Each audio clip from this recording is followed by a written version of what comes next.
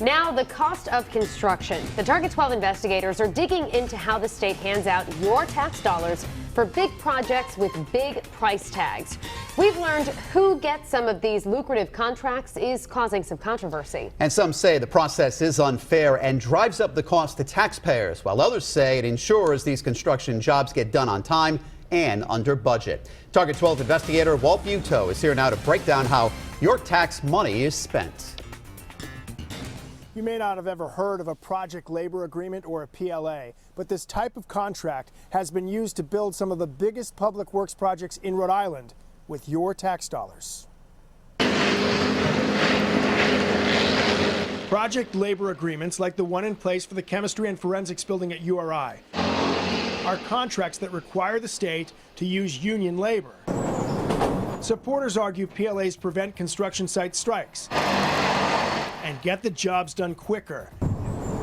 And Greg Mancini, director of the pro-union organization Build RI, tells us the agreements provide better trained workers. Building trades men and women have an unparalleled safety record, despite the fact that union workers work on the most perilous job sites. I'm going to forward this to you. Ann Powers, president of non-union American Teleconnect, I've been through this before. disagrees. And I listened to conversations and testimony that the organized labor shops were safer, were better trained. None of that holds up, in all honesty. None of that holds up. There's no data to support that. Powers also claims PLAs can add millions to the final price of taxpayer-funded projects, citing this report from the Beacon Hill Institute. They absolutely increase the price by 12 to 18%. Opponents who say that have never backed that up with any fact. When you have more bids, there's more competition, and competition is good. And generally speaking, you get a better price.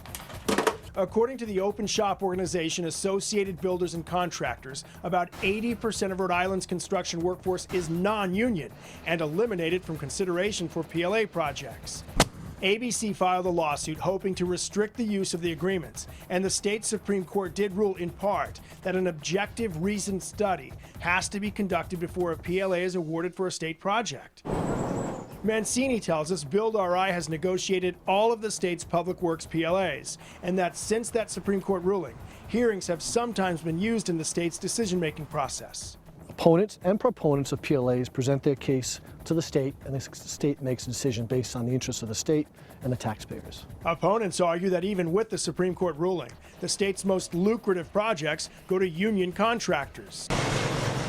We found out those include the TF Green expansion, the Kent County Courthouse, and the Providence Public Safety Complex. URI's Chemistry and Forensic building is just getting underway with a PLA in place and a price tag of $61 million. Let me see if I have it. Powers' company has worked on public projects in the past and would have loved to bid as a subcontractor on that URI building. That's all I want, is an opportunity to bid. I might not win the contract, that's okay. But if I'm denied the opportunity to even bid, then I don't even have a chance. Associated Builders and Contractors is proposing legislation to restrict PLAs in Rhode Island. 18 other states have banned this type of contract for public works projects.